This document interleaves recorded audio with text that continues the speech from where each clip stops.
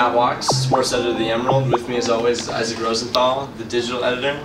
And it's a somber scene here at Autzen Stadium where the #2 Ducks were just upset by the Stanford Cardinals 17-14 in overtime. A little bit of a deja vu feeling as Alejandro Maldonado's kick was just a little bit left, hidden upright. Stanford capitalized on their kick in overtime, and you know, the Ducks' shot at the national title is pretty much all but squashed.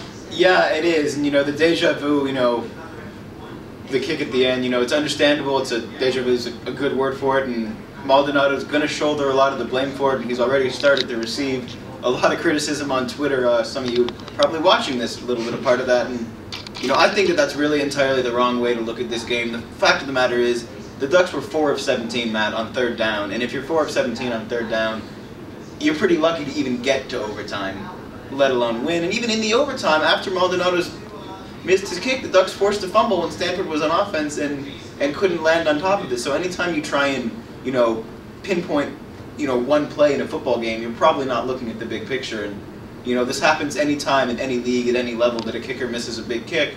He's going to get the blame for it, and it's kind of one of those things about football. It's just not fair. Yeah, he have a lot of respect for him. He sat through some brutal questions after the game. He made no excuses, but really beyond Maldonado, Oregon's offense never really got on track. Even toward the end of the game, they seemed directionless, kind of confused. There were missed signals, just very uncharacteristic Oregon. You know, things we're not used to seeing from the Ducks this season. Marcus Mariota was a very human, 21 of 37. He threw a pick.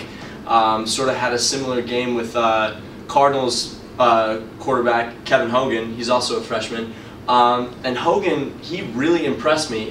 His first career road star, he was very elusive in the pocket, kept plays alive. He looked really good out there. Yeah, he did. And you mentioned, you know, he had the same ability that we've seen a lot from Marcus this year. To, you know, you think he's going to get sacked, and then out of nowhere he'll just kind of contort his body a little bit, take 2 steps, and he'll find an open receiver. And you know, the freshman quarterbacks in the Pac-12 that take a step back and look at, I think it's the top 4 teams in the Pac-12 all started a freshman at quarterback today, and Oregon State has a sophomore starting. So, you know, there's some great young quarterback talent in this league, and you know, today Oregon got beat by some of that talent.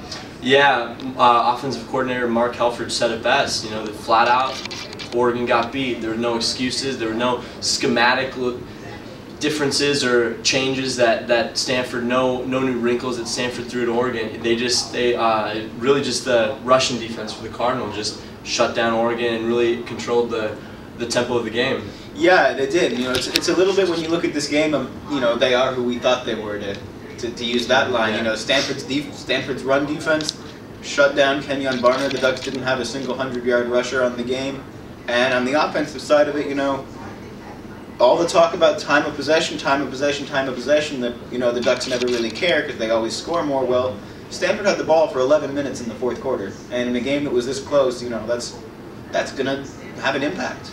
Oregon's record under Chip Kelly when leading after the 3rd quarter is now officially 42-1.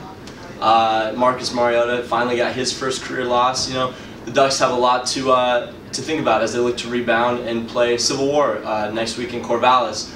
As for the Cardinal, they have the keys to the car. They control their own destiny. If they win out, they'll play in the Pac-12 championship, and Oregon likely won't have any share of the conference title for the first time since Kelly came to town, or I guess rather since he became head coach. We'll have all the coverage for you next week.